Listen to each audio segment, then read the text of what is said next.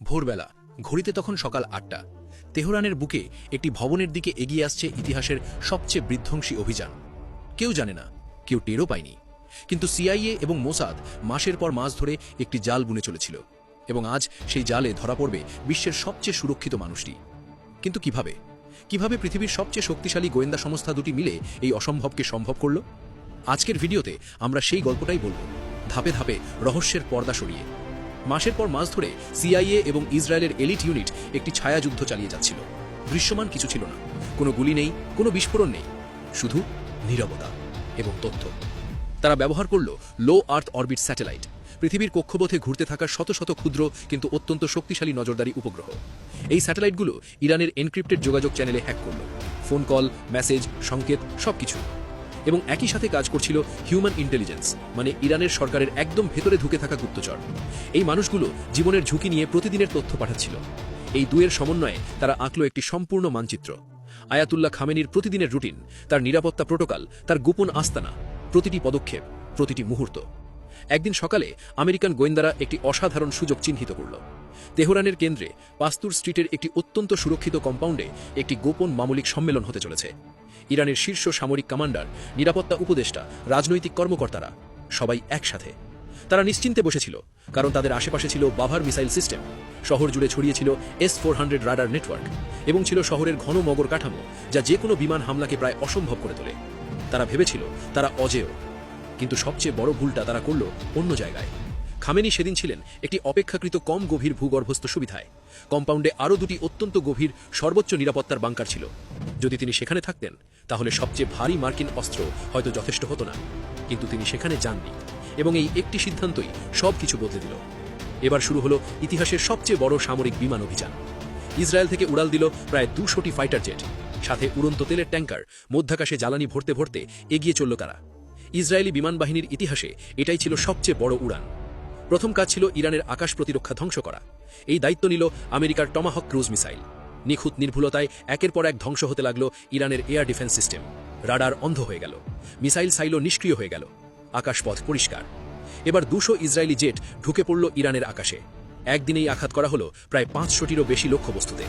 US central কমান্ডের হিসেবে সেদিন মোট 2900টি টার্গেট আঘাত পেয়েছিল, এবং এই পুরো অপারেশনের কেন্দ্রবিন্দুতে ছিল মাত্র একটি লক্ষ্য, পাস্তুর স্ট্রিটের সেই কম্পাউন্ড।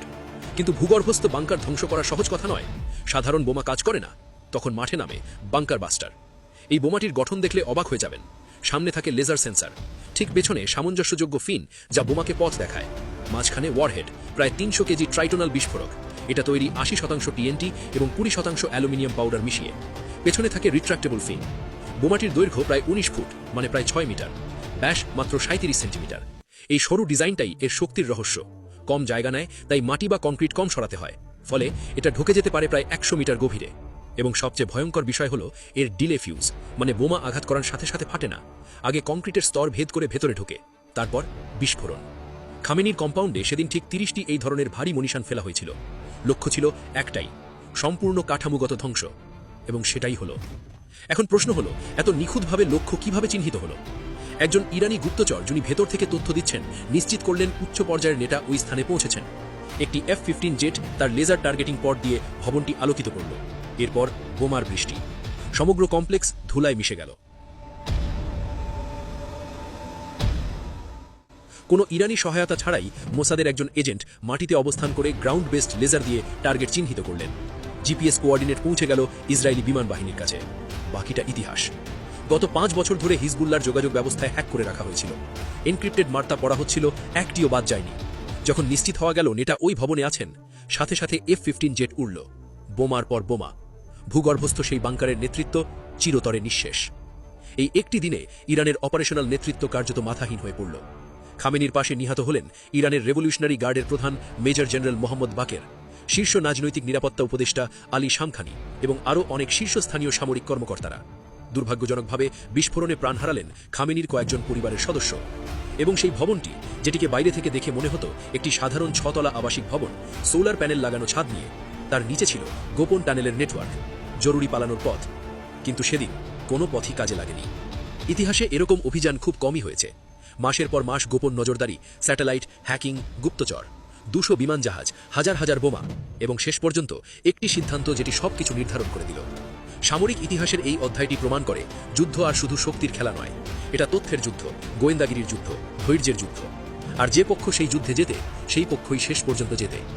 এই ভিডিওটি ভালো লাগলে এখনই সাবস্ক্রাইব করুন, কারণ পরবর্তী ভিডিওতে আমরা দেখব পারমাণবিক ত্রিমুখী অস্ত্রের সমুদ্র, আকাশ এবং স্থল শাখার গোপন রহস্য।